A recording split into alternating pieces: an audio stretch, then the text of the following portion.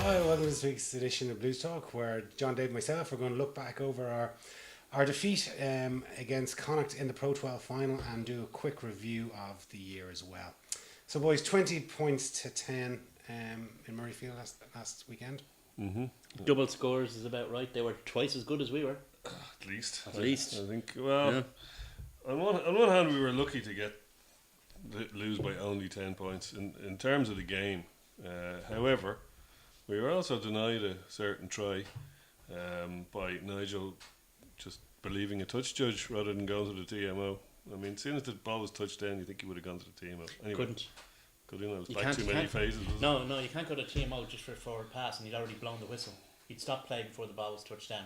Oh, okay. So he actually couldn't go to a TMO. There was nothing to go to a TMO for. Is it? Not having watched the game back, I didn't realise that he Oh, blown the whistle before that. For you, dear viewer, I watched the game back again. Well done, Dave. It was not a rewarding experience. I didn't have time to do that. I did see the highlights, but I thought it was to see Connacht up close in in the flesh when they're in full flight was pretty impressive. The way they made us look like we were playing rugby from 10 years ago, Which in reality we really were. did. And I think the crux of it is around like our scrum half goes in and takes the ball out of the ruck.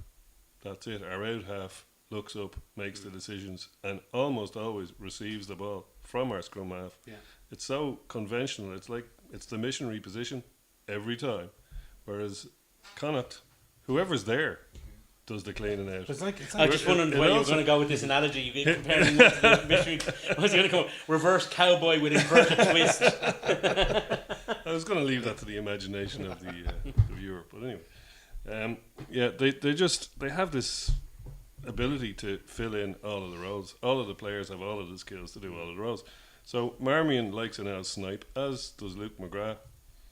So it could suit us to do that kind of thing. So there's even guys like John Muldoon to fill in. In fairness, Devin Toner takes the kind of middle of the field role for both Ireland and Leinster and gets passes across to the back line. But Ali Muldowney does it superbly. But not only that, he made 20 tackles. Ultimately, He's a machine, yeah. Ultimately, though, it has to be said. I mean, it's easy to look good and it's easy to play well against a team that are as poorly coached, with such poor strategy and poorly motivated as Leinster were. I mean, if Leinster, Hard to disagree, sadly. Leinster looked great against Treviso. Looked great against Pretty Ulster. good against Ulster, yeah. Yeah, well, that was the dead cat bounce. That was obviously the fluke of the season. If you look back on it, It's hard to say. But all I'm saying is that if you look at Leinster's season, right? Leinster's away games. Leinster won an away match against the last team, the second last team, the fourth last team, the fifth last team, and Munster. seventh. They didn't win up to sixth, except for Dragons. We won our away games. We won no away games against the top teams, right? In our last 5 matches against Connacht, we conceded 3 tries. Against Ulster, we conceded 2 tries. Against Treviso, admittedly in a cakewalk, we conceded 3 tries. Against Ulster up there, we conceded 3 tries. And against Edinburgh on our own patch, we conceded 3 tries. Right? We're not that hard to score against. not at this part of the season. We And were then earlier in the season. You look at the team, right? And you were there. Leinster's defence, right? From the ruck out to second centre, there was barely an arm's distance between them, right? Yeah, and then we there's weren't loads set of up. space. We weren't set up to defend against Connacht, right? But we were set up to defend against Munster in the last 5 minutes of the 2006 Heineken Cup final. But Kurt McQuilton was on Sky Sports and he was saying, we are too narrow. But if he could see it, why can't Couldn't get the an spacing Irish, right, the Irish said. international out half, full back, winger, see that as well? I mean, we could all see it. We could see it up in the stand. We could also see their snail-like line speed that was going up crooked. Yeah. It was, as you said, it was like watching a team from the 1990s. Well, ultimately, for all the smoke that's been blown up Kirk Wilkins' ass this season, we conceded 2 less tries than we did last season. And we played 2 games at a lower standard than we did last season. So, our defence hasn't appreciably improved at all. Well, it had up until the last, like you just said, the last until run the of counties. game. Yeah, the last 4 games now we've been kind of cat in our defence. Yeah. We had at one point conceded the least number of tries, but I think more worrying than that is I think their back three players have scored something like 19 tries this season, compared to our back three players that scored 3 this season. When you take Issa Nasiwa out of that team, I think he scored 9 tries this year. Yeah. When you take him out of the equation, Leinster look like a poorly coached mid-table team. He dragged us over the line. Our second last game, when we needed to win, who was against Edinburgh a couple of weeks ago, we needed to win that game. We needed to get a bonus point to guarantee a home. He was the one that took control of it, and he said, right, we are not coming out of here without 5 points. No one else did. You know, and it's We missed himself and Devon Toner. I mean, look, we were murdered in the line. Yeah. It would have. In fairness, if we'd had him and Devon Toner, right, we would have just been beaten instead of walloped. yeah, But no, I we still agree. would have been beaten. I mean, agree. you can't take anything away from Connacht. They had our number. They had it in spades. And you see, the thing that annoys me, really annoys me, is it's not like Connacht introduced any great tactical variation or innovation to how they played to beat us. They played exactly like we knew Connacht were going to play. They backed their And we still skill couldn't set, stop it. We didn't even look like we were But going to stop they it. have one thing that we don't have: pace. Yeah. They have, like, if you put everyone in a foot race, I bet you the first 5 players would be Connacht players. Well, you see, there's the thing. That's all very well and good. So if you're a defending team, what do? You either stop the ball, you have to stop the ball, get to those guys. Do you kick the ball up in the air to let their fullback run onto it at pace, and then when? No, of course you don't. I don't know. And then when the ball is in the air, you trot up, No, which is you- what we did. No, what you do is you put up like You don't kick it into the- whatever skills you might say that they have. One thing you would argue our guys would be good at would be on with a 1-on-1 in the air. But we weren't doing that. We weren't kicking contestables. And when we did kick the ball, like you say, our defensive line was soft and it was jagged and it was flaccid. Well, it just Good word, Dave. I just think When it should have been I've been saying it. Taut. turgid. I've been saying it for the last 2 seasons. This kicking it up in the air and hoping that you get a lucky hand in there before your opposition number to win it back on your hand is bunkum. It's absolutely crap rugby. And just because we won a few games at national level, it's acceptable. It is puke rugby. And I'm just so delighted that Connacht Well, I couldn't proved do that it you for- can win. But I do. You 'Cause stand off that fence, Jason. I'd rather Tell I'm us win. just what you're- delighted that a I team. want to win. I don't mind how we do it. Well, I do. I want to play. We have a Leinster way. We have a philosophy in Leinster that's going back over 100 years that we run with the ball in our hand. We don't fucking kick it up in the air and hope we win it back off a lucky deflection, which is what has become the norm in some Northern Hemisphere countries, and it's acceptable. I'm delighted that Connacht won the way that they did. They showed that you don't have to drag everyone down to your level and hopefully you get a lucky bounce. They attacked out wide. They attacked at pace. They attacked from depth. They were willing to take chances. They were willing to move the ball and to run, which you couldn't take my hat off more to them for the way they Well, played. What I was starting to develop was the whole idea of where they don't have because they don't have a conventional setup with only the scrum half can take the ball out, only the 10 can make the decisions, he can always be first receiver. Because they have that flexibility, they can get the ball out to the wing, like 2 passes. They can have that from a ruck over into the hands of some flyer, and we're, like you said, we have all these guys in the narrow parts of the field, and out wide we've nobody. One guy. That's the point. So that's there's what I mean. always That's gonna be a one-on-one- complete tactical 2-on-1 bankruptcy even. on the hands of the defensive side. If you can be got round with 2 passes, you have failed. Well, that's true, but if you look at it, it's to do with the speed of getting the ball. Like when Leinster had a different system. Like Leinster never really played like Connacht, but what we did was we had very quick tempo at rucks, and it was all about quick ruck ball. Was what we built our thing on. They get the ball out very quickly as well, but a lot of that is not necessarily like their work in the ruck is very good, but it's also whoever pitches up at the back of that ruck is getting the ball out super quick. Like they're all bloody Peter Stringer if they need to be, or they're all and Ali Muldowney is an out half if he needs to be. As our half, Bundy Aki is a brilliant out half. Matt Healy comes in at out half. You see, They the all other come side in of at that out is half. They were prepared for what was coming, right? Mm-hmm. The areas where we knew, the one area on the pitch where we knew we could dominate them was the scrum, right? So did you notice their scrums? Every single scrum was exactly the same on their put in, right? Quick channel 1 ball out the back, gone. Gone. That's because they had no option. But They were going to get But did you destroyed. knew see? that. Did you see what our attacking option was? To try and win a penalty. Yeah, that's it, yeah. like if you think back to the Lions tour again, more crap rugby, Puke rugby. trying to win penalty, just win games by the opposition conceding penalties at scrum time.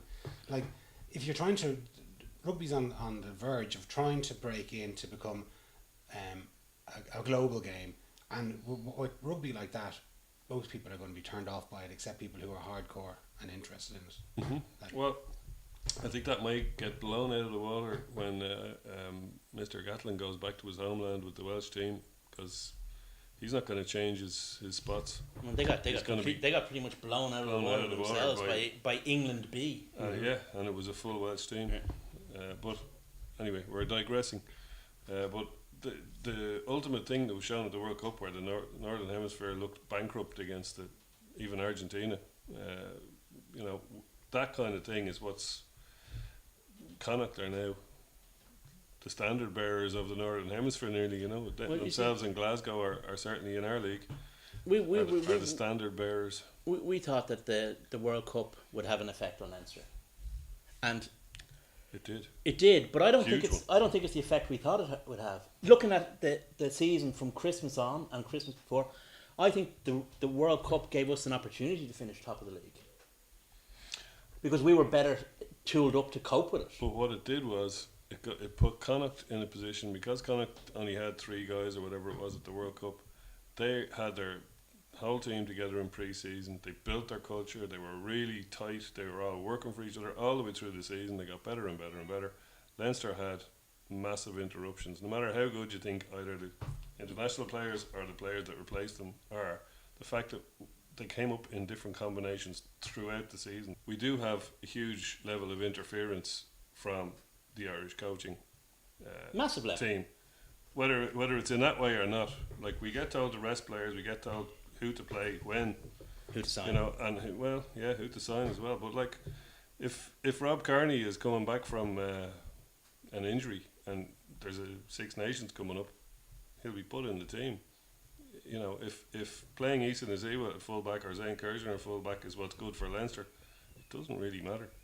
There's not that level of interference in Connacht yet, anyway. And if they keep playing that way, they'll It may well be. end up with that level of interference. So, these are all extenuating circumstances. Plus, we said for years that Cian Healy and Sean O'Brien were the 2 guys that got us go forward ball, and they've both been either completely out of form or completely injured the whole season. So Well, were these not points that were made 12 months ago, and we They were told were. that they were rubbish, and it was all the coach's fault? there you go. I mean, we progressed not one iota in 12 months.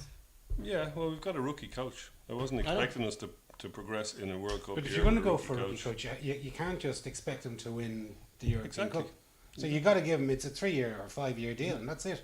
And you're going to have poor season, maybe 2 poor seasons. And like if it's Connacht did. And if it's poor in the 3rd season or the 4th season, well, so be it. That's what you signed up for. If you want to go for experience, who you signed up signed for it? Jake White. Who signed up for it? What did we not? I mean, it's not a job breach scheme. It's a professional rugby team. But the point is that once they sacked Mal O'Connor, Mhm. there was nobody else looking for the job in a World Cup year. There was literally nobody else.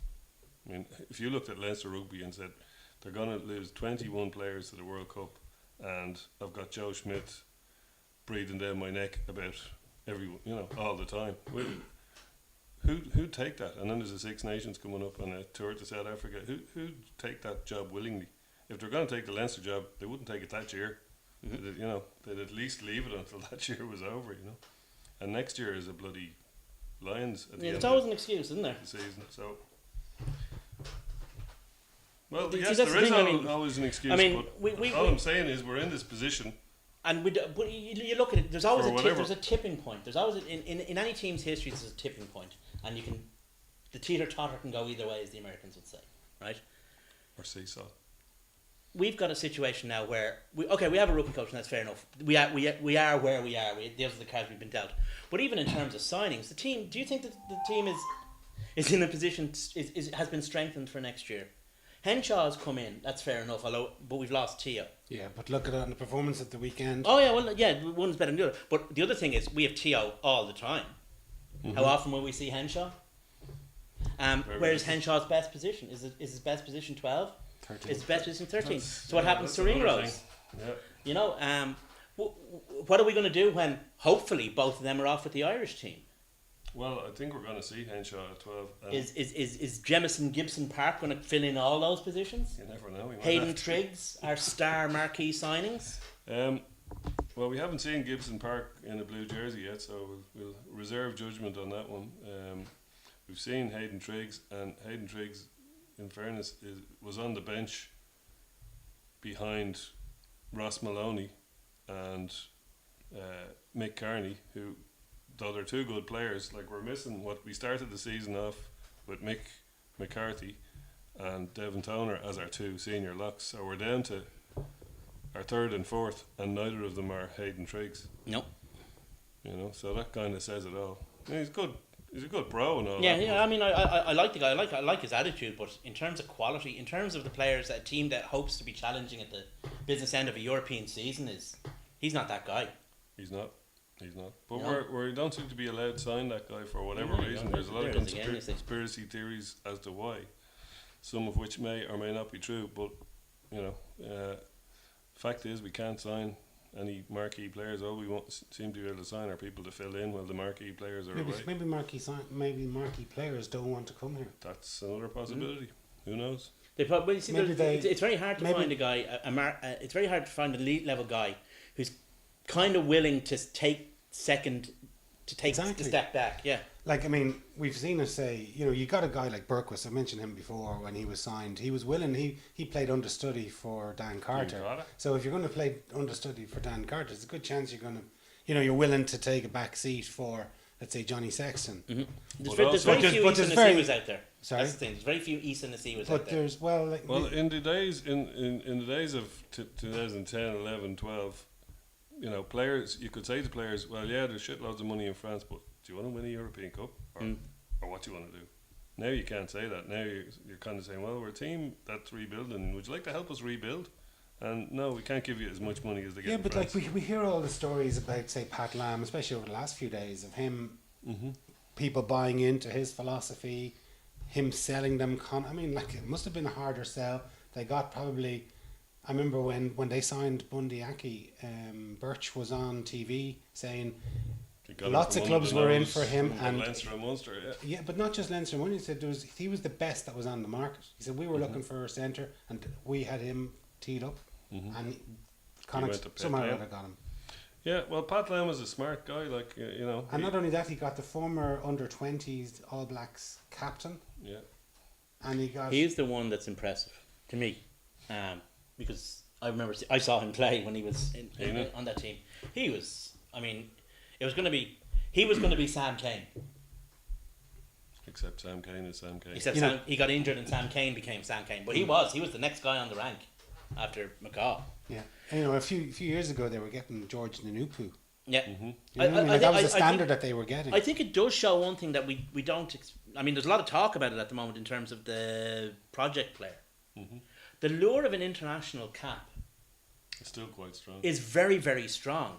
Even if for somebody like Bundy Aki, who kind of is looking around thinking, well, I'm really not going to. I'm a really, really good player, but there's really, really good player, and it's in the mix. And I'm if I take this contract, I am pretty much guaranteed international rugby in 3 years' time, and that's a strong lure. I mean, that's how we got Quinn Rue was very highly regarded when he was more highly regarded than Etzebeth. Richard Strauss had made the Craven Week team. He was very highly regarded. Bringing these guys over and saying, we can offer you this. I think himself and Stander were kind of told they wouldn't be Bucks, or they'd be. I think too small. I think Stander. Exactly. Stander was a massive thing because when he went to Munster, he was immediately invited into a Springbok training camp, and he was a huge loss. He was regarded very, very highly over there. He was told he was too small by Yeah. the box. So I mean, obviously coaches change and they come and go, but that's what he was. Ironically, there's a lot of small guys in the small by South African standards in the current squad. Well, okay, boys. Look, we can't go back and fix what happened last weekend, but what You can. we can go and we could Get say TARDIS. what did we think of the occasion in itself? Brilliant. It was a great day out, yeah. I really thoroughly enjoyed it. I had great fun partying with the Connacht people afterwards, and God, it reminded me so much of our first Heineken Cup. exactly, yeah. Like there was I'd say maybe 3-1 Connacht fans there, and they like. And most of them actually from Connacht in terms of everyone said, oh, it'll be there'll be 3-1, but it'll be loads of people from Glasgow and whatever it was. But there was a huge number actually travelled from Connacht. Yeah, and also there was loads of people in Glasgow jerseys and kids there with their dads. I saw every single. The only jersey I didn't see in the entire history of the Pro 12 or Celtic League, well, certainly the regional history of the Celtic League, was the Celtic Warriors jersey. I saw a Scottish Borders jersey, the whole lot. Yeah, Wow. yeah. And there was a didn't huge see an number. Italian jersey either. No, I saw both Zebra and yeah, Treviso same here, jerseys. yeah. Yeah.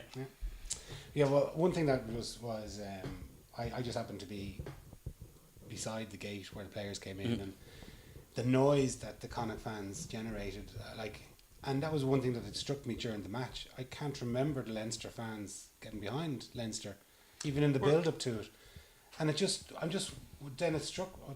got thinking, like, have we just become a little bit too big for our boots? Yeah. Did we just think that the No, Pro we're not 12 hungry. was beneath We us? do. There's that I attitude. don't know about that, but I don't I know. just think we're not hungry because we've had 7 bloody titles. We in talked last week 7 about years. that extra 0.5% that supporters can give. If you remember, we were talking about it. And Connacht are in the first flush of success. So for them, all this is raw and it's new, and they're seeing for the first time that extra 0.5% that they can give to the team can make a difference. So for them, that idea and that concept is still very real. It's very vital to them. Whereas we've moved. I don't want to say we've moved past it because we're better than it. But what we've done is we've kind of forgotten it. Yeah. We're not hungry. And there needs to be we're not hungry, but there needs to be a rebalancing of the bond between the team and supporters, which I don't think is. I'm not talking about like going drinking with them or being pals with them or the supporters having fun with them. What I'm talking about is the psychic bond when they're playing and we're in the stands.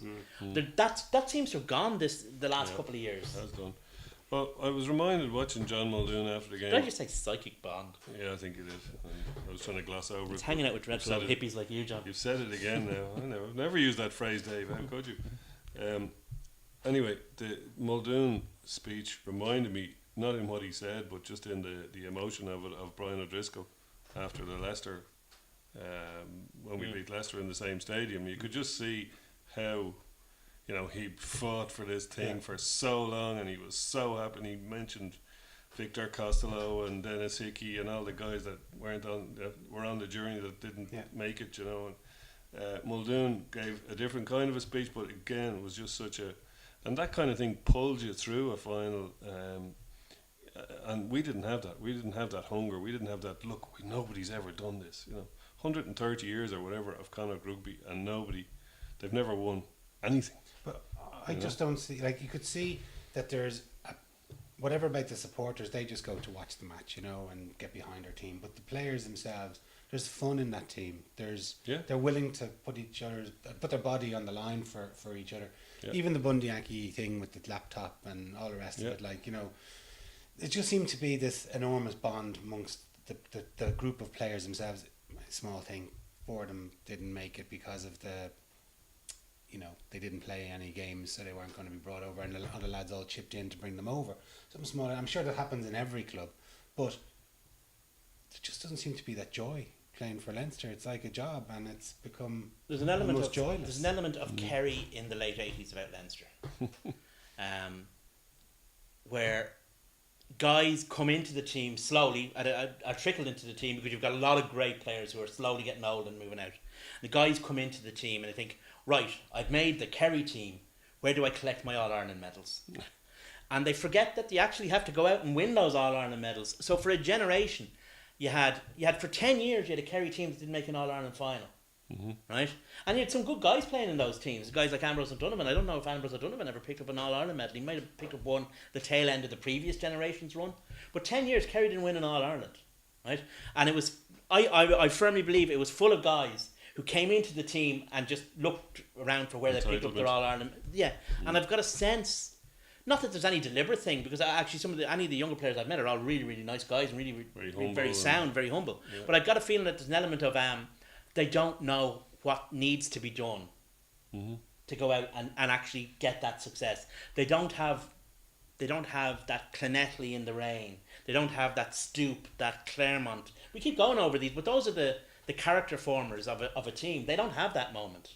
Now, whether they'll get it or not is entirely up to them. Maybe Murrayfield will be their moment they lost. Well, possibly it might be to them what Black Sunday was to a previous generation, in that they never ever want to experience that pain again. I would certainly hope so. I don't want to experience it. Yeah, well, we shall see. But won't be much happening for a few months anyway. So So we good opportunity to review then the season. Like obviously we've kind of touched on it, but Europe was a complete and utter disaster. unmitigated disaster. It was the worst season since Gariella. I couldn't disagree with you really. No, it was. I don't know any level. I don't know any kind of metric you could use. You could say we finished top of the league, but you don't get a prize for that anymore. No, but say if you go back to say the 08 season, we finished top of the league and didn't make it out of our group that season. Yeah. You know, and under different rules of the league, But we would have won won the the league. league. Yeah. Yeah, but we would have won the league. This year we got to the final. Like I mean, again, I was just tipping on that point earlier. Is it just a sense of entitlement? Or should we not be kind of? This is a team that's clearly nowhere near as good as the 09 team, the 11 team, the 12 team, No. probably even the 13 team. But that's okay. Nowhere near. But we feel entitled. God no! I mean, it's a disaster if Leinster don't win the Heineken Cup. If we don't go and blitz Connacht, we got to the final. There's 2 competitions we play in. We got to the final of one of them. Okay, we were beaten well, but you could only win these 2 competitions, and we got to the. We have to final. look engaged, and that's the problem. I don't think the team has looked engaged. If you look at the Wasps games in Europe, right? Yeah. Those are. I mean, to concede 80 points is shocking. I mean, we'd laugh at Italian teams if they did it. We just haven't looked engaged. The only win in Europe we had all season was to Bath, a team that haven't qualified for Europe this season, sacked their coach as a result of it. Which leads me on to the one positive thing of the season, well, apart from making the final and topping the league, which we have to admit are fairly positive. No. I mean, The thing in that Bath game, though, was the likes of James Tracy, Ross Maloney, Gary Ringrose, all these guys stepping up. how many more European games did they play? That's not the point. The point is, I'm saying, like, Josh van der Fleer was a nobody this time last year. Nobody is the wrong word, but he hadn't hardly played in the senior team. So there, that's about Well, 5. see, the point I make is a valid point, and I'll tell you why. Because all those guys came out in that Bath game and played really, really well, and we won. All right? And then they were all sat in their asses for the next match. Yeah. Right. So there was no sense of, right, if you go out there and do your job and do your job well, that you'd be rewarded by being given another opportunity to do your job. They were rewarded by getting to see the senior internationals. That's true. Concede 50 points. There were a number of times in the season when I looked at some of the coach selection decisions, shall we say, and and was very disappointed. And that's one of the things. More recently, the famous one in the Edinburgh, where we just rested all these guys rather than trying to get combinations going for the end of the season. We just rested Sexton, and we won the game, but we didn't. I just thought it was just in a season where we were needing to get guys moving for finals. We passed up several opportunities to play all these combinations together, and little things, and the psychological impact of giving a guy. Pat Lam does it so well. Like he was on the radio yesterday and he was talking about how he actually went around when he started asking all the people in the team what really drove them and what was and he did a lot of research also in the province itself, just finding out what makes people tick, and he was trying to get some kind of psychological edge, and he did it by looking to everybody in the province, both within the team and outside the team, finding out what made them tick, and then designing his thing around it. Now, Leo Cullen should bloody know what makes Leinster tick, because he's been at the heart of it for a decade, and whatever psychological edge he tried to develop, it didn't work, and didn't, to me anyway, it didn't look from the outside, admittedly, so I haven't a bloody clue what goes on in there, but it didn't look like he was pulling everybody in the same direction. It didn't look like he was making the right decisions at the right time, that we're going to, the way actions speak louder than words. You can say a lot of things in the dressing room, but your actions can show you. It was only for the final third of the season that you kind of got a sense of what our first 15 was. There was constant changing. Like we started off with Reid at the centre, then we weren't playing Tier, then he was in. Then Then we were playing Madigan at 12, and all of a sudden we were just, Ringrose wasn't getting in. Like, at least, say, going back to Schmidt's era, admittedly with better players, but say over that Christmas period, you had O'Driscoll and Darcy would be there for your main games, but also he was giving an opportunity to the other guys to come in.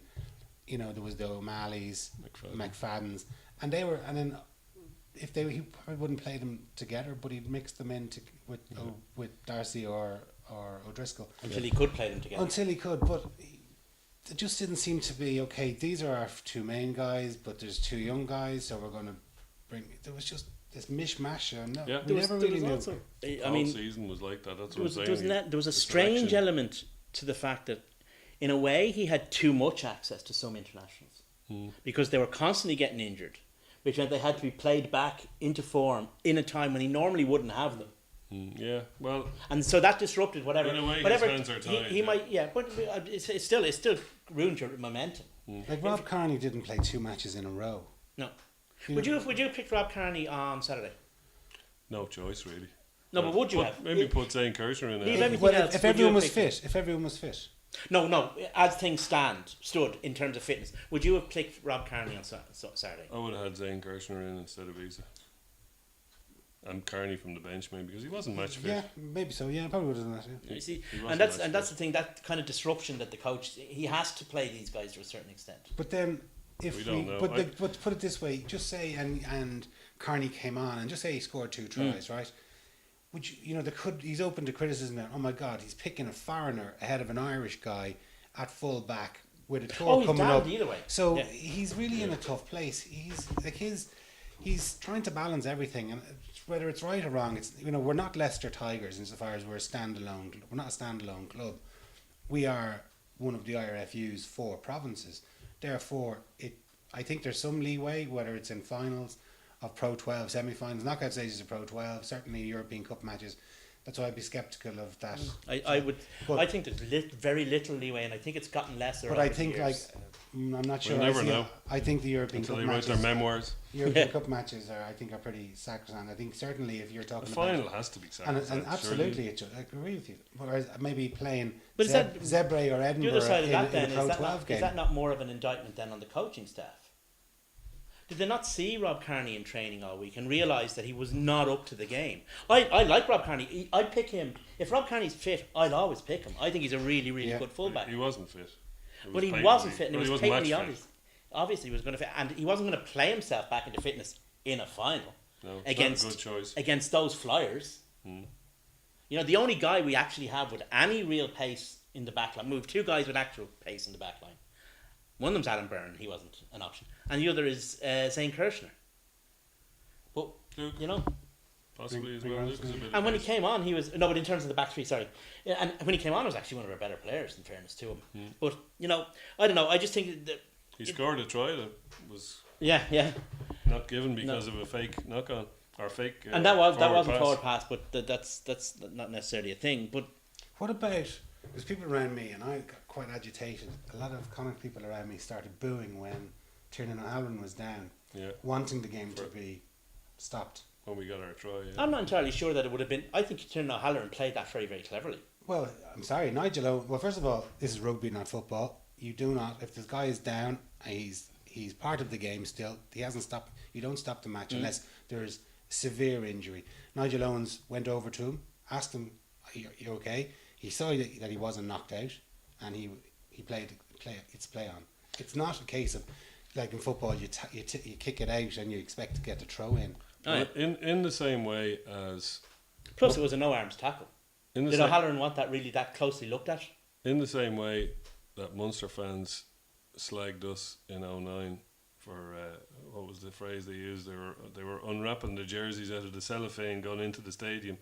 In other words, trying to say that our fans were a load of bandwagoners who were, which to some extent was true because you don't go from 3,000 season ticket holders to 10,000, whatever it was, in a season without bandwagoners. But a lot of the guys supporting Connacht, a lot of the people supporting Connacht were, GAA people, which is great. You have to pull those people in. So they wouldn't have been as Yeah, I appreciate that, but then they should, if they're new to the game, then they should keep their mouth shut unless they know the rules. Come on. Well, it's true. I just think That's, I thought Tiernan O'Halloran showed a good amount of game sense He did to but- stay down But because he wasn't the he didn't one. want That, to he look wasn't at the it one again. that was booing, Dave. No. Look, I'm loath to tell other You teams can't how stand to. there respectfully and not do anything till No, you know all of the rules. Then nobody bloody be able to say anything on the game. I agree with both of you. You're both right to an extent. Leinster were quite right to play on. Ref was quite right to play on. O'Halloran was quite right to stay down. Right. On the other hand, what John's saying is true. I mean, no, you are right. I mean, people have to learn the laws of the game, but they learn them through the game.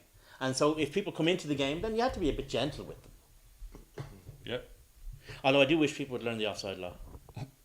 And we've got some questions from lads on Twitter and Facebook there, Dave. Okay, so we've got ones about Ireland and Leinster. So we start with Leinster anyway, and then we come to we deal with the Ireland ones when we come to talk about Ireland.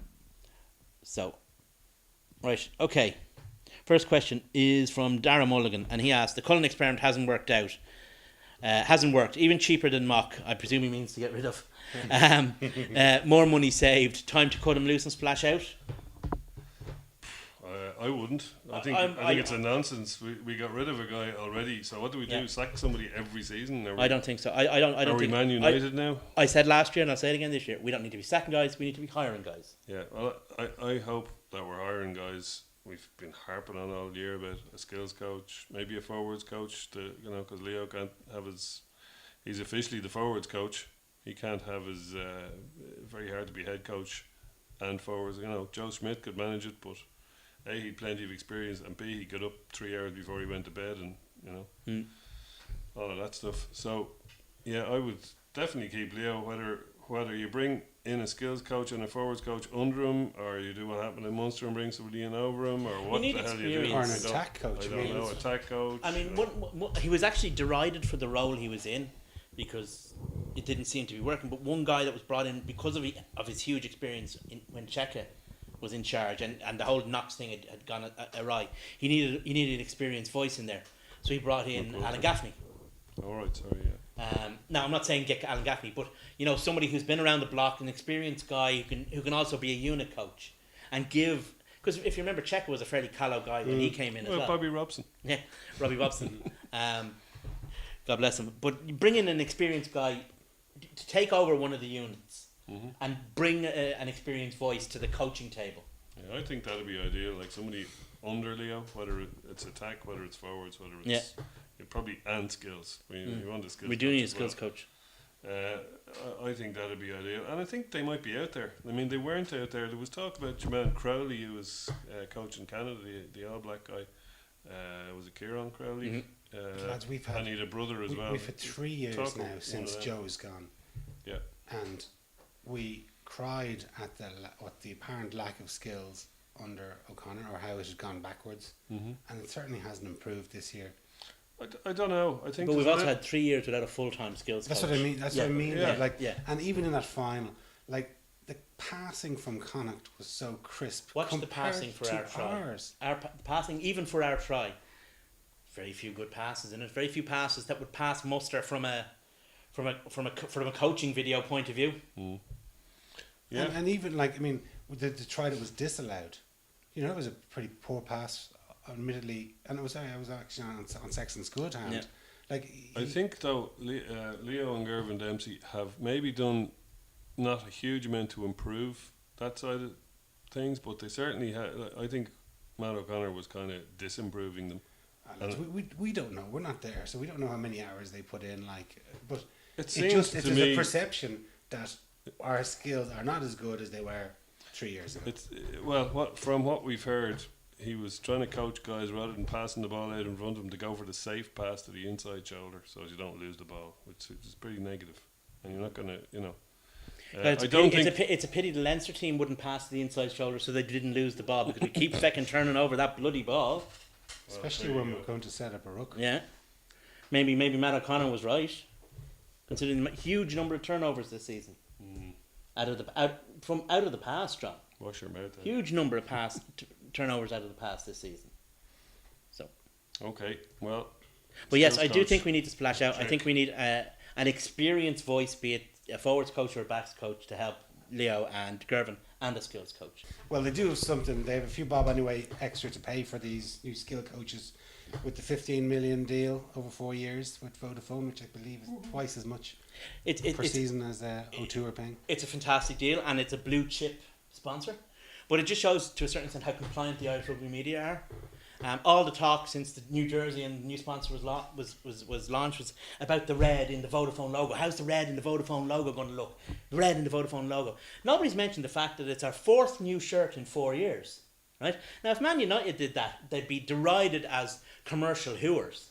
Right? Mm-hmm. I mean, 4 new shirts in 4 years, that is excessive by any How standard. many are you getting? I've bought actually no, I've only bought 3 of them. Or I've only bought 2 of the previous 3. I will buy this one though. Should it's it be like nice. 10 cents? But I mean, you think of it, there's another new Irish shirt. There's a new Leinster jersey due this year as well. Then a new European jersey due this year as well. I mean, all these things mount up. If we're trying to be the sport that reaches out and gets down, you start really But making Dave, a lot. like, we could Is lose it? money Is and it? stuff, Like, seriously, like, I brought yeah. my daughter and my wife over to the match, right? Mm-hmm. 45 quid a ticket. Yeah. Oh Like, yeah. on my credit, you know what I mean? Like, Sterling, Yeah, yeah. like sterling. So, do you know what I mean? which It's- is 64 when you add all the charges Yeah. in euros. Yeah. So Oh, I it's know, it wasn't I a cheap day out to go to watch one rugby match. Well, one would hope that it would be. Well, in fairness, I don't think any major soccer matches are any cheaper. But in terms of like just the extent that the commercial, I don't mind commercialism. I'm all in favour of it. We need the money to pay for all the things that we enjoy about rugby, about the top players and seeing good grounds and comfortable surroundings and all that. But 4 shirts in 4 years is a bit too far. Okay. But for 15 million, they can put any colour they like. Oh, I couldn't care less what colour Or- the logo is. To be honest with you, or that doesn't bother 7 me one different iota. colours if they want. And that doesn't bother me one iota. We had a question in from James Murphy going back to our Leinster. He congratulates Connacht. Actually, As do we all. funnily enough, he congratulates a hotel in London. But anyway, long season, ultimately disappointing. Any positives for next year? Can you pick out any positives from what I've said this year? No, any positives for next year, especially in Europe? I think there are actually a significant number of positives, and I will name them: Peter Dooley, Good seeding. James Tracy, Ross Maloney, Mick Carney, Dan Levy, Jack Conan, Josh van der Fleer, Luke McGrath, Gary Ringrose, Hey, I feel Adam great Byrne. all of a sudden. eh? How did you do that, and that's Dave? they're just the obvious ones. There are a load of. The thing is though, we have to nurture these guys, not just like wave them in front of the crowd and then whip them away again for another 6 months like we did against Bath. Yeah. These are the guys. We're talking about how you build a culture around a team, and you know the Kerry guy, thing. These are the guys we have to build that team around. Mm-hmm. You know, and you've got great guys with huge, brilliant attitudes. Even if the flesh is willing, the spirit is still. Even if the flesh is weak, the spirit is still strong. Like Sexton and like Nasiwa and like Rob Kearney and Jamie Heaslip and Devin Toner. You put all that together, and you know you're it's not a far potent- off. it's a You're not potent far thing. off. And you know, bit of new coaching and that all in Yeah. the mix. There's 2 things we need to go our way. But you have to trust it. 2 things, right? One, we need to be the team that gets into the top seed out of the runners up. Well, one of the 2 teams that gets into the top seed for Europe. And 2, we need a bit of a favourable draw because, you know, there are some pretty serious teams in We could still second. get Toulon and Wasps. We could end up in the same boat as we are. We could be really lucky and get Zebre, but you know we haven't. How long is it since 2003 or something? Last time we got in. Long time. Treviso. Treviso, yeah. 2004, I think it was. There you go. I got a really nice shirt. Treviso had a lovely classic rugby shirt with green and white hoops. It was really, really nice. Anyway, carry on. Yeah. So they're 2 things we need to go our way for a good Europe. That and a decent blend of players playing the game. We shall see. And Alan Kavanagh, just to finish up with the questions you had on Leinster because the others are in Ireland. Alan Kavanagh asks, whose fault, players or coaches? Gets down to brass tacks there. Yeah, I reckon players a little complacent after Ulster win and relaxed too much after a decent start. I wouldn't necessarily disagree with that. at all. Ultimately, though, I think it's Munster's fault. I mean, I think we all would agree on that it is entirely their fault. Smell a Benji of them. Well, Get up the yard, smell a Benji. I think that there's plenty of blame to go around. Oh, there is. You We've see, got- that's it. There's always. I mean, if success has many fathers, then blame has many motherfuckers. But lads, look, you know, are we just producing rugby players that colour by numbers? You know, are they just going out there and implementing precisely what the coach tells them to do, or do they have a brain and a head on their shoulders that they can see what's happening in front of them and go, I mean, actually, like Connacht? well, they might. Well, Other teams, many other teams do. Leinster used to have it. I That you would- play, I would- you play what's in front of you, and you figure out, hey, you know what? We're not committing any people to the ruck here, and they're getting uber fast ball. It's out in about a second. Therefore, no matter how many people we put in our line, we're not realigning back quick enough. So you throw some people into the bloody ruck, and you try and compete for the ball, and you try and slow Yeah, it you down. don't just play it Instead of just yeah. saying, okay, this is what's on the whiteboard, and this is what we've been told to do. Well, I would say, I mean, I would agree with you that sometimes that's how it looks with us, but I don't think that's how they've been brought up because, and I'll tell you, I think, I mean, that Connacht backline, wonderful and all as it is, it's only the second best backline I saw in Ireland this year. The Belvedere backline in the Senior Cup was astonishingly creative. Astonishing. They were brilliant, and they're not been taught rugby by numbers. They're been taught to play the cards that they see dealt And in they're front of coming them. in a few years' time. So the whatever's happening when they get into the senior ranks maybe is what you're describing, but certainly the players that are produced for the senior ranks aren't like that. Well, the ones that don't make it in the academy will end up playing Connacht anyway. Yeah, well, that's true. How many of those Belvedere guys will we see playing for Connacht? Well, who knows what Connacht will be doing by the time they're 25. But boy, We might be hoping for some of their academy cast-offs. just to finish off on the Leinster thing, we normally at this time of the year we just do a quick run through of some of the players of the season. So, who would you put as your three candidates, John, as the senior players of the year? Jack McGrath, Issa, and who will I put in the third? Well, there's so many really, like when you think about it. Probably Josh van der Fleer. Maybe my three. And Dave? I'm keeping. I'm sure I've left out. I'm keeping Josh van der Fleer aside from my junior player of the year, young player of the year. Fair enough. My senior player of the year is between Jack McGrath, Devin Toner, Toner as well. Yeah, he's and Jamie Heaslip. And I'm going to go with Jack McGrath out of no bias for a loose head prop whatsoever. I'd go for that as well because you're taking Cian Healy out of the team pretty much. Most teams would struggle to replace somebody of his standard and quality, and yet We haven't. we haven't because of the way that McGrath has played this season. And now, probably if himself and Healy were fit, he'd pick McGrath over Yeah, him. certainly would at the We're moment. unanimous then on McGrath. Yeah. My young Was player it of the the first year name I came nominations are between, for me anyway, Josh van der Fleer, Adam Byrne, and Gary Ringrose. Yeah, hard to disagree. And- Adam Byrne didn't have much exposure as the I would have put Ross Maloney over. Ross Maloney, yeah. Yeah, no, I Then you've got okay. Tracy You can, and Dooley. Oh, I know. Oh yeah, there's loads. Actually, no, yeah, no, I don't want. Yeah, I forgot about Tracy and Dooley after mentioning them earlier. I've been hugely impressed with them. Actually, really have been hugely impressed with them. Yeah, I'd still go for Van der Fleer, I'd probably go for Van der Fleer, but seeing as he made his Ireland debut. it's a very wide field. Gary Ringrose is awesome though. As Yeah. well. I mean, you know, there's a lot of talent there. We'll come back to Gary in a minute. And one to watch for the next season. Jeez. Joey Carberry. Yeah, for sure. He has to. He has Great to come game through for in the Tarf. AIL final Tarf, yeah. and But semi-final. the one I would say would be Adam Byrne. I'd like to see him get a bit. I mean, I'm sure there's he made other. his debut. He nearly made his debut under Joe and Ravenhill. He sat on the bench He made his debut the following week. and he made his debut. Yeah, But I'm as an sh- 18-year-old. I'm sure there's other lads that have pace to burn, but he seems to have it. Yeah, there was an element of, because he came through the club game and he came to rugby relatively late, and there was an element that he was an athlete who played rugby. Yep. But that has been dispelled entirely now. He's a really good rugby player. You can see it in the way he plays. His finishing, for example, on his first try this season was that was a real player's finish. He is and always has been a serious athlete. Yeah. The guy has body fat percentages in the in the bodybuilder kind of territory. You know, he's just so lean and quick. So yeah, let's hope to see more of him. Tom Daly now, who's captain of Ireland Sevens, your favourite team, hasn't had hardly a showing for Leinster. Has he? No, he hasn't. No, he hasn't made Has it. he even had No, one no, Pro no. 12 game No. now? Be interesting to see what happens to him.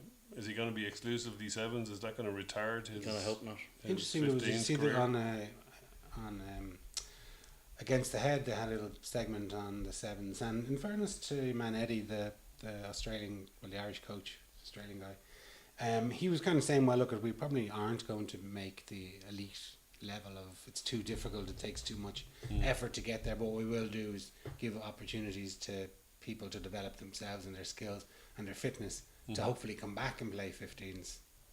Good stuff. We might get a few props through that. Oh, hold on. Yes, Dave.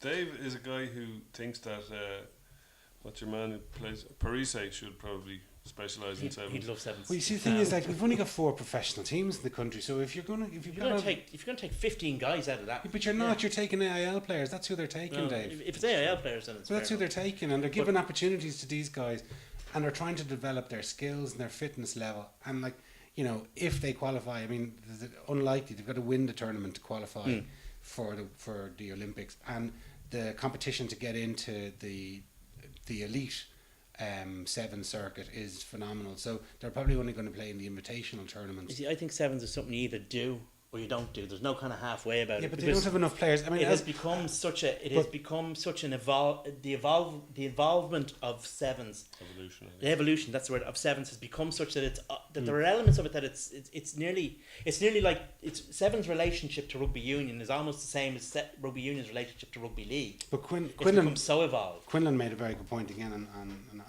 during that segment, and he mentioned that even the All Blacks, who have normally obviously win or get to a final of the competition, have been struggling over the last few months, and what they found was that they've only got about 20 really good sevens players, and when they are hit by injuries, they're poor, like even to bring through some of their 15 aside All Blacks, those guys are too far behind the curve because the game has gone, it diverged so much. They're not good enough, or they don't have the skill levels to get to be a sevens player, and so they can't really supplement them with 15 aside.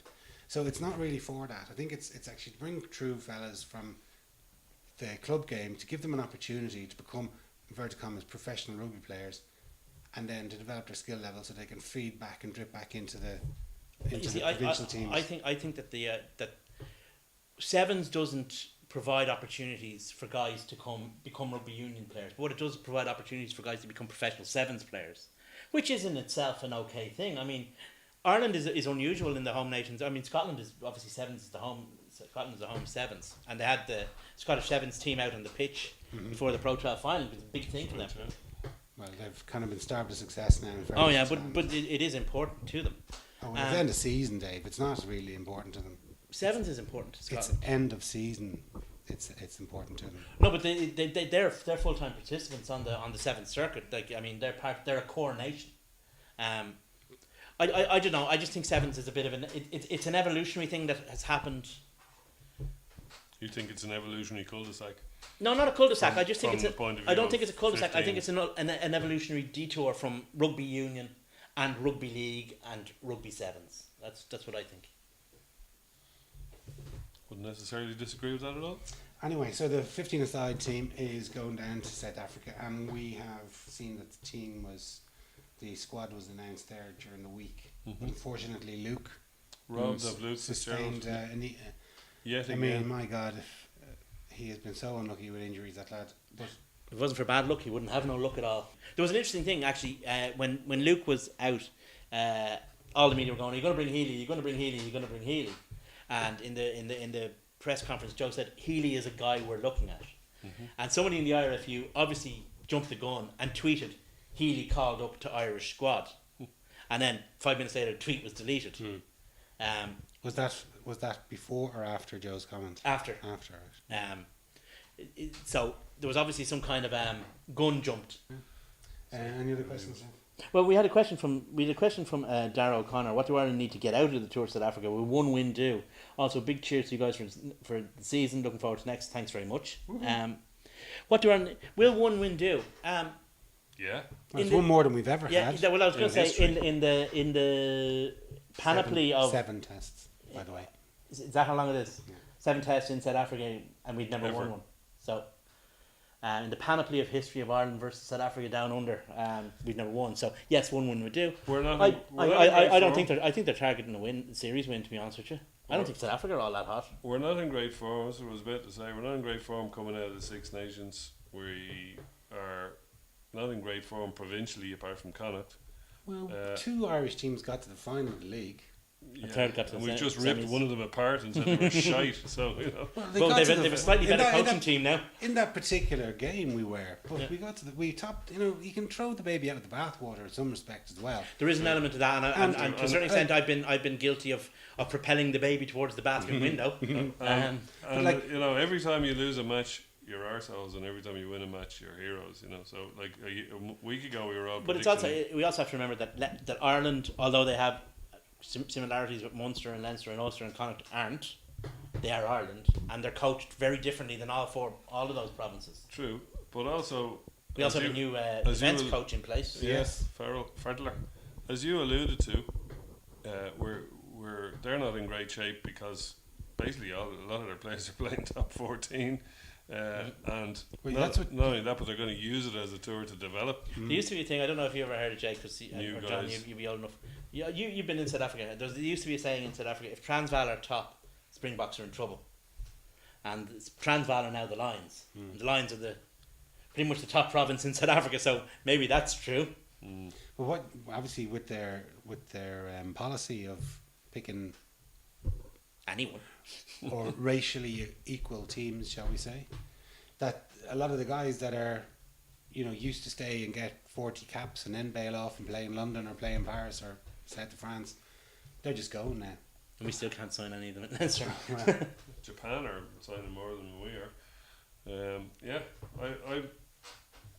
I think it's a good time to despite the fact that we're not in great form, I think it's a good time to be playing them in South Africa. So It's going to take. I mean, let's target with the these series win, and with if the we get a new match win, we'll be happy. with their new fully transformed teams, Maria, it's going to take them a couple of years to shake down and get it settled. So maybe being the first team up might be the best time to do it. Scotland beat them last year or the year before. Did they? Gave them a good rattle, I think. They did anyway. Yeah. I can't remember, but I mean, for us, yes, a win in South Africa would be a first, and it would be great. But I think there's views are very firmly on the series win. Do you think it's beyond Ireland to get a series win against South Africa? You've seen Ireland have done well against South Africa recently. Now, admittedly, in the autumn in Ireland, Yeah. but Ireland have done well against South Africa. I don't think there's the same level of fear there. I'd say it's the one tri-nation team or quad nations now that we've probably beaten more regularly than Yeah. We've a good record against them certainly in recent because years. we haven't toured there since I think it was 04. So but they've come up to here, and I'd say we've probably beat them 4 out of the last 6 occasions in Dublin. Mm-hmm. Yeah. We have a very good record against them up here, and obviously we haven't played them down there. But I don't think we've too many players who are too scared of them. I don't think they're the monstrously. 52-week season though. I don't think they're the monstrously big players that they once were. Yeah. Well, I think you made a good point there. Like, we're still going on in the season. Do you know what I mean? And our first match was a warm-up match in Cardiff, I think on the 8th of August. Yeah. So it's 10 months ago. It'll be probably closer to 11 months by the time the tour is over. You know, that the season is going on. It's hard go. Like, that is a long, long slog. When you include the pre-season that they went on together, it's basically 52 weeks. Yeah, So basically a just whole- to interrupt, whole year. we got a question from Craig Williamson which we ignored, but I just want to acknowledge it because we answered it elsewhere. And he asks about what do we think that David Newsford will be looking to push changes in the Leinster coaching and backroom setup over the summer, possibly director of rugby, similar to what's happened in Munster. We answered that question, but I just want to acknowledge it because Craig has been in touch with us every week. He always gets in touch with us. So thanks, Craig. Good man, Craig. Back to South Africa. I think we will win one, lose one, and then the third is anyone's. I think we'll lose 2-1. Well, I think there's going to be a one each anyway. Whichever way the third one goes. I think I'd be happy with on that. these tours we seem to raise it for one Yeah. exceptional game, and we've even in World Cups we do it. We play one, like France this year Yeah. or last year, previous year against Australia. We just seem to be able to raise our performance for one game. And Even then- in, was it 2 years ago or 3 years ago, we toured New Zealand. We gave them a right rattle in Yeah, one of yeah. the tests. Yeah. And then we lost 60-0 in the next one. Yeah. Well, that's because Jamie gave somebody's back a right rattle. Is Um, that the same test? that was the second no, I test. think that was a different time. I think it was a few years Oh, after right, that. okay. Yeah. But then there's also the thing that I think we've got a decent selection as well. You look at for example, one area, South Africa's monstrous back rows have always done us terrible damage. You look at our back row now, I mean, I reckon that the back row that'll go will be Stander, Ruddock, Ruddock and Heaslip, in yeah. Heaslip. And that's a back row that can more than hold its own against any Some big lads in physical there, threats. alright, You see Delan starting. It's going to be very, very interesting to see. I personally, I'd go, yeah. The incumbents are Ryan and Toner. yeah. With I Delan don't- on the bench, maybe. I don't know if that'd be would you not maybe go with Delan and Toner and have Henderson on the bench? I would. Yeah, for sure. I think that would be a lineup that would be more able to impose damage on South Africa. Or if you're really mad, you could go with Ryan on the bench, Delan and Toner, and Henderson at 6. No, I think that the back row balance actually, as with the 6, 7, 8 we mentioned, I think that's actually the best balanced back row we have available to us. Maybe. Marmion or Murray. Do you think Marmion is starting to catch up to Murray? Yes, he's starting to catch up. Whether he's overtaken him, I don't know. Murray's been good this year. Yeah, I mean, in a poor Munster team, Murray's been good. Yes. So you have to give him that credit. But I I remember a few years ago, maybe 2-3 years ago, Marmion played. I think was it in Cork? Played for the Wolfhounds against right, England, and he was pretty Taken poor. off for Boss. Yeah, and he kind of lingered Yeah. on the wilderness of the international team. But I think playing in a successful Connacht team, his profile is certainly. Yeah, I think scrum halves often have a difficult second year, because people kind of have a bit of video analysis work that they can do on them. So it's that second year is always hard. It's how they come through it, and then the third year they kick on if they're good players, which is what Marmion has done. I think I would not be surprised if he was selected over Murray. Personally, I'd still go with Murray. Oh, would you? Yeah, I for think sure. so as well. Centres might be a bit tricky. Well, I think you'll go with Henshaw Payne. I think so too. It's dependent on fitness elsewhere, but Henshaw Payne would I be his think- first choice. I think Payne is just there to get us over the line until Bundy qualifies. Mhm. That's Yeah, what's happening yeah. there. He's playing at 12 or 13 for Yeah. practically every Yeah, game yeah. he's been available. And Payne is the guy around whom that defence is based. And you look how bad we are defensively without him, you know? Yeah. So it's going to be, it'd be interesting to see how, if Joe can weave the magic that he has traditionally always been able to weave over these guys and turn, you know, to a certain extent, a certain amount of sow's ears into silk purses. A lot of guys are already silk purses, in fairness. We never mentioned front row. I think that pretty much Got makes McGrath, itself. Best. McGrath, Best, and Ross. You reckon Ross Yeah. will still start? Yeah, yeah. I guess I mean, in South Africa more than anywhere else, Furling you're and you're right to be on the pitch. Your right to call yourself a man, even in South Africa, is judged in that first scrum. That's where, if they win that first scrum, they get an edge in that first scrum. The entire team wins that scrum. That's a huge. We cannot Just take. go in. That's one area you cannot fuck around with in South Africa, unless you're incredibly creative, like Jim Telfer was that time. Yeah. By picking really small guys for various different reasons, so they can get Get it them. under them. Yeah, but Oh, was. we've got a strong scrummaging front row. Use it. We need to. Something else I wanted to say was it's so exceptional. A man bought me a pint at the Ulster semi final because he enjoyed Blues Talk, and I forgot to ask him his name, or if I did, I was too pissed to remember. So thank you very much for that Thanks. pint. It has happened that people have come up and said they've enjoyed Blues Talk, and thank you very much for doing so. And we hope we don't bore you too much. Well, boys, thanks very much. And again, thanks very much for watching. Cheers.